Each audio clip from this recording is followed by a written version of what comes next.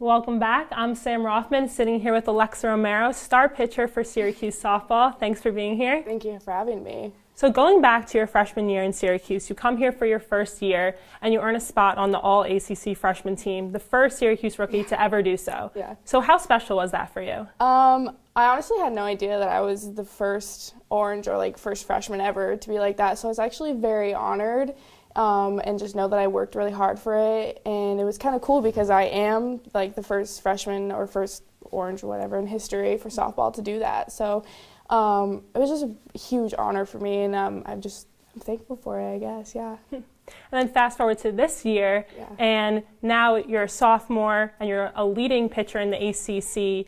You have 3 no-hitters on the season, a perfect game. And how have you really made that transition from freshman to sophomore year and embraced your new leadership role on the team? I kind of so after freshman year, I kind of set my goal for sophomore year, and I kind of raised my expectations that I wanted to. So it was really the off season that put me to where I am right now, even off season as in summer and in the fall. I really changed my mental mindset going into the summer. I knew that I had to get a little bit more physical shape, better shape, healthier with kind of what I eat and all that kind of stuff. So I just knew that I had to change a few things and go at it much more in the summer and in the fall than what I did compared to my freshman year. Looking back at my freshman year and this year, I have done 10 times more than I did my freshman year, and you can really tell now that it's really paying off. Yeah, you talked about it paying off. You have a perfect game against Sacramento State to start out the season. Can you walk me through that game and how special that moment was for you? Yeah, so that game was kind of interesting. It was I think our first day in Palm Springs, and we that earlier day we had gotten into our hotel at 2 in the morning. So we were all really tired. We all had to wake up really early. It was a 3-hour time difference. We had to get used to the 3-hour time difference for the 4 or 5 days that we're there. And then that game was really late at night. So I think it was supposed to start at 8:30 Pacific time, and it was 11 Eastern our time.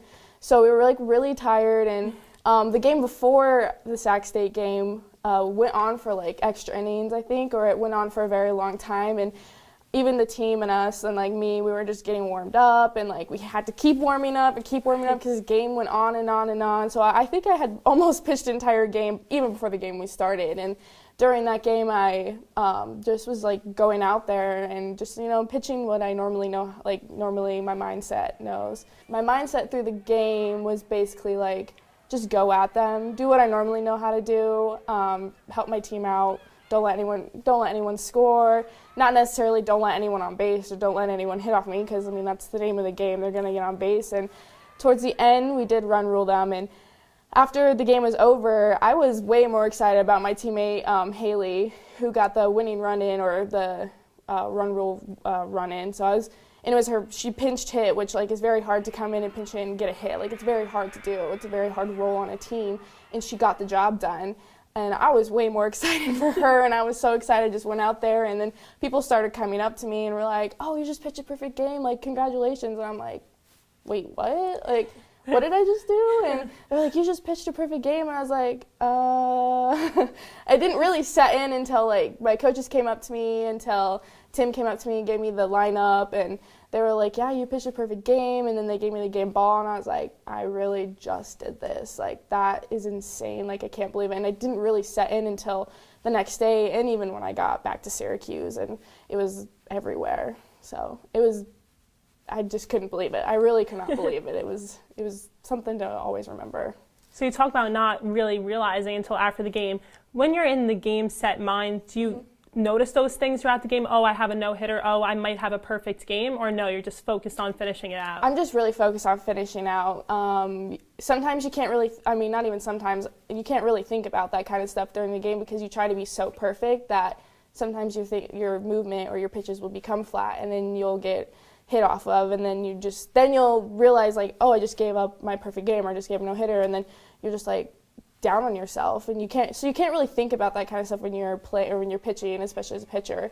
So yeah, any game, it doesn't matter who I'm playing, I just go in and throw, and I just know that I have to get the job done. And if it comes out the way it comes out, then I'm grateful and I'm thankful that I got to do it. And you have been getting the job done. Right now, you lead the ACC in strikeouts with 191, and you're not just leading, you're dominating. I mean, the next pitcher behind you has 35 less strikeouts. So what can you attribute to your success in that area of your softball abilities? Like strikeouts? Yeah. I just I'm much of a movement pitcher and a spin pitcher, and there's a lot of people out there who grow up like hit your spots, and I grew up like that. I grew up that I had to hit my spots, and when I came here, I didn't realize how much like my movement really mattered. I knew that I had like a decent curveball coming in, and like even in high school, so even all my other pitchers were kind of decent. And then when I got here, Coach Bosch and Coach Miranda really focused on my spin and just getting your ball to move. And so if you get your ball to move, people will chase and swing at it. And I fortunately have been able to do that and have many strikeouts. And they just really taught me that like you don't have to be like, as a spin pitcher, you really don't have to be perfect. You just have to move your pitches and hopefully they'll chase, and they have been chasing. So. And you talked about working with Coach Miranda, and you're a lefty pitcher, and that's pretty rare for D1 softball. And your coach Miranda, she's also a lefty pitcher, and she just came out of college. So how much does she help you, having her on the team with you? I can't put into words how much she helps me, how much she has helped me. Like, she has done a tremendous job at what she's here for. Growing up, I really only had right-handed pitchers that have helped me. Two of my pitching coaches were both right-handed and played D1 softball, so I really didn't understand. Like I knew what I had to do. Like I knew like, oh, the right-handed, so I have to think about it on the left-handed side. So I adjusted to that. Even in here before Miranda got here, I adjusted, and then when I got here and Miranda came in, she kind of like opened a whole new door for me, because she kind of not that like no one understands left-handed pitchers, but like when you're both left-handed and you come from the same side, like it's just so much easier to understand. And she just opened a lot of doors for me to understand myself as a pitcher and understand what it's like to be a left-handed pitcher. And so she's opened so many doors for me. She's helped me so much, and like I can't repay her ever, because I wouldn't know how to, because that's how much she's done for me. And with her help, you've really been succeeding throughout this season, and you've been playing great, which means you've been playing a lot. And you've already appeared in 25 games this season, still 18 games to go. So how do you handle all of the playing time while still being lights out for your team? I really do recovery, actually, and staying in shape. This year I've learned that recovery is very good for you, and getting treatment is very good for you. Last year I was just like, oh, let's just slap some ice on it, it'll be fine. But like going through in-depth recovery, and like, because I do know when I'm going to pitch games for the most part, so I really get into the recovery side and really get into getting my body healthy, just in case if I do have to like go in if something's going wrong, or if I do start this game, I really focus on my body and getting that healthy, so I can pitch as many games as they need me to. Then just looking back on your 2 years here, how much have you improved as a player at Syracuse? I think I've improved a lot, not just from pitching, but from my defensive side as well, like fielding ground balls and stuff. At the beginning of last year, I wasn't very good, and I mean my team can vouch for that too. And I really focused in on pitching and getting myself better. And I think I'm still growing. I'm still only a sophomore, so I still have tons of growing to do. But I do feel like from freshman to sophomore year, I've learned a lot and how to manage my body language, which my coaches have helped me. Managing my confidence and my mental side, so they've helped me with that, and I've grown a lot from that. And I think as a freshman, you learn a lot. You just learn a lot, getting not even with softball, it's off the field as well, getting to understand college, and that everyone on the team is good. Like everyone we have on the team is good. They are here for a reason. So like you have to trust that. This isn't like competitive or high school where it's just one person, this person's good, one person, two people are good. Everyone's good. And I think you just really grow and you understand what it is like to be a team. So you talked about growing with your team. Now looking ahead to the next 2 years of your softball career, what are some goals that you hope to achieve? For myself or for the team? For both. Yeah. For myself is I always want to get better. I have a very high standard goal that I want to do, and I know that I need to work extra hard for it each and every year if I don't get it. For the team, I just feel like we have so much to grow. We're such a young team.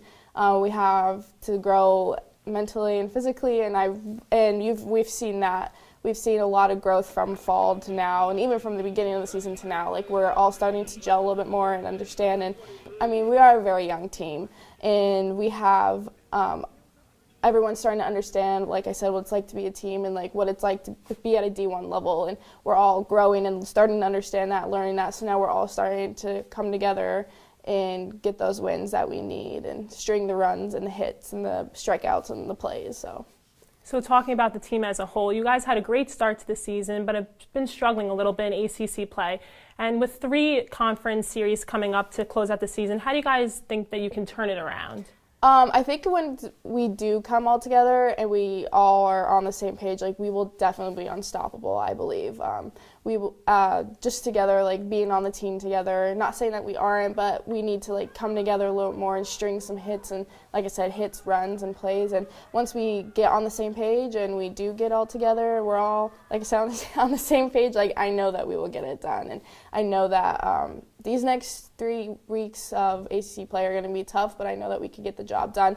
And especially since we're home, which will help a lot, being the home team and home field advantage. Like, we know we're going to play for a crowd and for a school here. And just knowing that, like, I know we could get the job done. And these next few series are going to be really fun to watch, so I'm very excited. Well, good luck with the rest of the season. Thank you. For Sam Rothman. Thank you. This is Alexa Romero. Thank you so much for being here. Thank you.